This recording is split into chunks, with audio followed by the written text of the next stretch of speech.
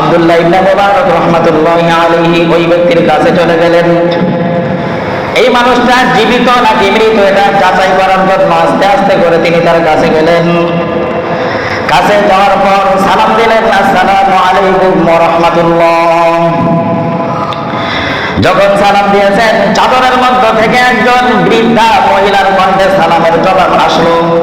কিন্তু এই জবাবটা সাধারণভাবে ওয়ালাইকুম আসসালাম না হয়ে কুরআন কারীমের একটা আয়াত তেলাওয়াত করে চাদরের মধ্য থেকে জবাব দিলেন, সালামুন কাওলাম মির রাব্বির রহিম। পরম করুণাময় অসীম দয়ালু আল্লাহ রাব্বুল আলামিনের পক্ষ থেকে তোমার উপর শান্তি বর্ষিত হোক। আব্দুল্লাহ ইবনে মুবারক রাহমাতুল্লাহি আলাইহি বুঝে ফেললেন যে একজন বৃদ্ধা মহিলা এখানে চাদর আবৃত অবস্থায় পড়ে আছে। জানতে চাইলেন, বুড়িমা আপনি এখানে পড়ে আছেন কেন? হজ সমাপ্ত হয়ে গিয়েছে, সমস্ত মানুষ চলে গিয়েছে, আপনি এখানে একা একা পড়ে আছেন কেন? কারণটা কি? এবার এই বৃদ্ধা মহিলা কুরআনের আরেকটা আয়াত তেলাওয়াত করে জবাব দিলেন, ওয়া মাইয়ুযলিলিল্লাহু ফামা লাহু মিন হাদ। আল্লাহ রাব্বুল আলামিন যাকে পথভ্রষ্ট করেন, পথহারা করেন, তাকে কেউ পথ দেখাইতে পারে না। এই আয়াত তেলাওয়াত করে তিনি বুঝিয়ে দিলেন, আমি পথ হারিয়ে ফেলেছি, আমার সাথী সঙ্গীদেরকে আমি হারিয়ে ফেলেছি, যার কারণে আমি এখানে একা একা পড়ে আছি। আব্দুল্লাহ ইবনে মুবারক রাহমাতুল্লাহি আলাইহি জানতে চাইলেন, কত সময় আপনি এখানে পড়ে আছেন? কতদিন পর্যন্ত এখানে একা একা আছেন? এবার এই বৃদ্ধা মহিলা কুরআনের আয়াত তেলাওয়াত করে উত্তর দেন, সালাসা লায়ালিন সাবিয়া। 3 রাত্র পূর্ণ হয়ে গিয়েছে আমি এখানে পড়ে আছি, 3 দিন 3 রাত্র হয়ে গিয়েছে পড়ে আছি। আব্দুল্লাহ ইবনে মুবারক রাহমাতুল্লাহি আলাইহি জানতে চাইলেন, 3 রাত্র হয়ে গিয়েছে, 3 দিন হয়ে গিয়েছে আপনি এখানে একা একা পড়ে আছেন, খাওয়া দাওয়ার কি ব্যবস্থা হয়েছে? এই আল্লাহর বান্দী আবার কুরআনের আরেকটা আয়াত তেলাওয়াত করে জানিয়ে দিলেন, ওয়াল্লাযী হুয়া ইউতঈমুনি ওয়া ইয়াসকিন। যে মহান আল্লাহ রাব্বুল আলামিন আমার খাওয়া দাওয়ার পানাহারের ব্যবস্থা করেছেন। সুবহানাল্লাহ। আব্দুল্লাহ ইবনে মুবারক রাহমাতুল্লাহি আলাইহি আবার জিজ্ঞাসা করেন যে আমার কাছে কিছু খাবার আছে বুড়িমা, আপনি কি আমার খাবারটুকু গ্রহণ করবেন? এবার এই প্রস্তাবকেও তিনি একটা কুরআনের আয়াত তেলাওয়াত করে প্রত্যাখ্যান করলেন। তিনি জানিয়ে দিলেন, সুম্মা আতিম্মুস সিয়ামা ইলাল লাইল, যে তোমরা তোমাদের রোজাকে রাত্র পর্যন্ত, সন্ধ্যা পর্যন্ত পূর্ণ করো। এর মানে হলো আব্দুল্লাহ ইবনে মুবারক, তুমি যে আমাকে খাবার গ্রহণ করতে বলছো, আমি তোমার খাবারটা সন্ধ্যা হওয়ার আগ পর্যন্ত গ্রহণ করতে পারবো না। আমি রোজা রেখেছি, ইফতারের আগ পর্যন্ত তোমার খাবার আমি গ্রহণ করতে পারি না। আব্দুল্লাহ ইবনে মুবারক একজন বড় আলেম, মুহাদ্দিস। তিনি বললেন, বুড়িমা এখন তো রমজান মাস না, রমজানের সিজন না, আপনি হয়তো নফল রোজা রেখেছেন। সফর অবস্থায় তো রমজান মাসের ফরজ রোজা এটাও ছেড়ে দেওয়া জায়েজ আছে। সুতরাং আপনি এই 3 দিন কি খেয়েছেন না খেয়েছেন, আমার কাছে কিছু খাবার আছে, আপনি এই খাবারটুকু আল্লাহর রাস্তে গ্রহণ করতে পারেন, রোজা ছেড়ে দিতে পারেন। এবার ওই মহিলা আব্দুল্লাহ ইবনে মুবারক রাহমাতুল্লাহি আলাইহির এই প্রস্তাবকে প্রত্যাখ্যান করলেন, জানিয়ে দিলেন, ওয়া আনতাসুমু খায়রুল লাকুম ইন কুনতুম তা'লামুন। তোমরা যদি রোজা রাখো, নফল রোজা রাখো, এটা তোমাদের জন্যই কল্যাণ, এটা তোমাদের জন্যই ভালো। মহিলা জানিয়ে দিলেন, আমি নফল রোজা রেখেছি, এটা আমার জন্য কল্যাণকর। ও আব্দুল্লাহ ইবনে মুবারক, তোমার কথা অনুযায়ী আমি নফল রোজা ছেড়ে দিতে পারবো না। সুবহানাল্লাহ। আব্দুল্লাহ ইবনে মুবারক রাহমাতুল্লাহি আলাইহি দেখেন, প্রতিটা কথার উত্তর মহিলা কুরআনের কারীমের আয়াত তেলাওয়াত করে দেয়।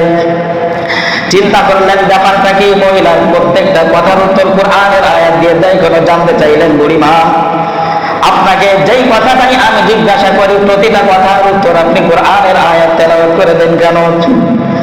এবার এই কথার উত্তরটাও ওই বৃদ্ধা মহিলা একটা কোরআনের আয়াত তেলাওয়াত করে বলে দিলেন, মা ইয়ালফিযু মিন কাউলিন ইল্লা লাদাইহি রাকীবুন আতীদ। মানুষ যত কথা বলে সমস্ত কথাগুলোকে ফেরেশতারা রেকর্ড করে রাখে, লিপিবদ্ধ করে রাখে। এই জন্য আমি চিন্তা ভাবনা করে দেখলাম যে কোরআনের ভাষায় কথা বলবো, এতে করে কোনো গুনাহ তো হবেই না, বরং প্রতিটা হরফের বিনিময়ে কমপক্ষে 10টা করে নাকি আমার আমলনামায় লিপিবদ্ধ হয়ে যাবে। সুবহানাল্লাহ।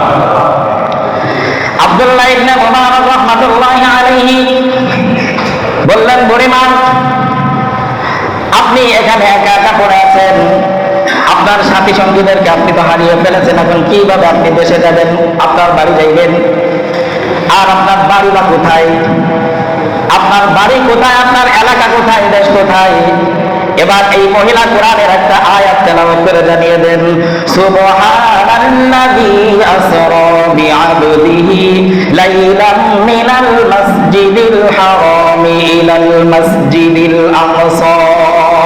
বাইতুল্লাহতে আসছিলাম, কাবার কাছে আসছিলাম হজ করার জন্য, আর আমার বাড়ি হলো বাইতুল মুকাদ্দাসের পাশে, বাইতুল মুকাদ্দাসের আশপাশে। এই আয়াত তেলাওয়াত করে আব্দুল্লাহ ইবনে মুবারক রাহমাতুল্লাহি আলাইহি কে জানিয়ে দিলেন যে আমার বাড়ি হলো বাইতুল মুকাদ্দাস, অর্থাৎ ফিলিস্তিন এলাকায়। আব্দুল্লাহ ইবনে মুবারক রাহমাতুল্লাহি আলাইহি বলেন, বুড়িমা, আপনার যাওয়ার কোনো ব্যবস্থা নাই, আমার কাছে একটা সমাধি আছে, একটা উট আছে, যদি আপনার সম্মতি হয় তাহলে আপনাকে আমি পৌঁছে দিয়ে আসতে পারি। এবার এই বুড়ি অত্যন্ত খুশি হয়েছেন, খুশি হয়ে কোরআনে কারীমের একটা আয়াত তেলাওয়াত করে তার কৃতজ্ঞতা জ্ঞাপন করলেন, ওয়া মা তাফআলু মিন খাইরিন ইয়ালামুহুল্লাহ। তোমরা যদি কোনো ভালো কাজ করো, যেই ভালো কাজগুলো তোমরা করবা এটা আল্লাহ রাব্বুল আলামিন জানবেন এবং তোমাদেরকে অবশ্যই এটার বিনিময় দান করবেন। সুবহানাল্লাহ। অর্থাৎ আব্দুল্লাহ ইবনে মুবারক, তুমি যে আমাকে আমার দেশে পৌঁছে দেওয়ার কথা বলছো, প্রস্তাব করেছো, অত্যন্ত ভালো একটা কাজের কথা তুমি বলেছো, এটা যদি তুমি করো অত্যন্ত সওয়াবের অধিকারী তুমি হতে পারবে। আমি এই কাজে রাজি আছি, তুমি আমাকে আমার দেশে পৌঁছে দিয়ে আসতে পারো। আব্দুল্লাহ ইবনে মুবারক রাহমাতুল্লাহি আলাইহি তাকে তার উটের উপর সওয়ার করতেছেন, উঠাইতেছেন। ওই মহিলা যখন উঠে এমন সময় মহিলা তাকায় দেখে আব্দুল্লাহ ইবনে মুবারক তার দিকে তাকায় আছে। এবার তিনি কোরআনের একটা আয়াত তেলাওয়াত করে জানান, কুল্লিল মুমিনিনা ইয়াগুদ্দু মিন আবসারিহিম। হে নবী, আপনি মুমিন বান্দাদেরকে জানিয়ে দিন তারা যেন তাদের দৃষ্টিকে পরনারী থেকে নিম্নগামী করে হেফাজত করে। আব্দুল্লাহ ইবনে মুবারক রাহমাতুল্লাহি আলাইহি মহিলা সতর্ক করে দিলেন যে আমি যে আমার সওয়ারিতে উঠতেছি, না জানি আমি বেসতর হয়ে যাইতে পারি। আপনি যে আমার দিকে তাকায় রয়েছেন, আপনার চক্ষুটা নিম্নগামী করেন, চক্ষুটাকে আপনি আমার দিক থেকে সরায় নেন। আব্দুল্লাহ ইবনে মুবারক রাহমাতুল্লাহি আলাইহি এবার রশি ধরে টানতেছেন। প্রতিমধ্যে জিজ্ঞাসা করেন, বুড়িমা, আপনার এলাকায় তো যাচ্ছি, আপনার বাড়িতে যাচ্ছি, বাড়িতে কে কে আছে, আপনার সন্তান আছে কিনা? এবার এই মহিলা কোরআনের আয়াত তেলাওয়াত করে জানিয়ে দিলেন, আল মালু ওয়াল বানুনা জিনাতুল হায়াতিদ দুনিয়া। মাল এবং সন্তান আদি এগুলো আল্লাহ রাব্বুল আলামিন মানুষকে দুনিয়ার সৌন্দর্য হিসেবে দান করেন।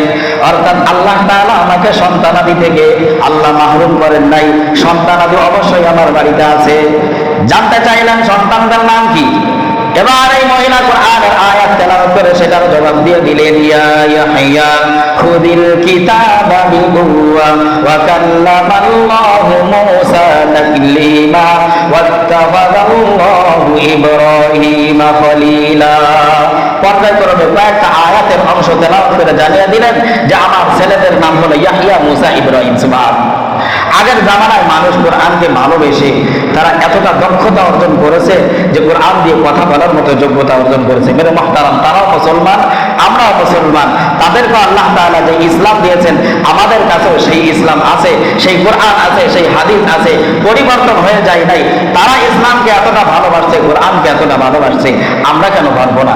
ভাইরা আমার, শুধুমাত্র আমাদের আগ্রহের দরকার। আমরা যদি আগ্রহ করি তাহলে আমাদের জীবনের ওরকম কোরআন দিয়ে আমরা সাজাইতে পারবো।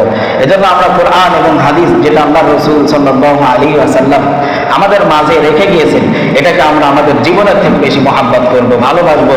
যদি আমরা ওই পর্যায়ের ভালোবাসতে পারি তাহলে নবী করিম সাল্লাল্লাহু আলাইহি ওয়াসাল্লামকে ভালোবাসা হবে।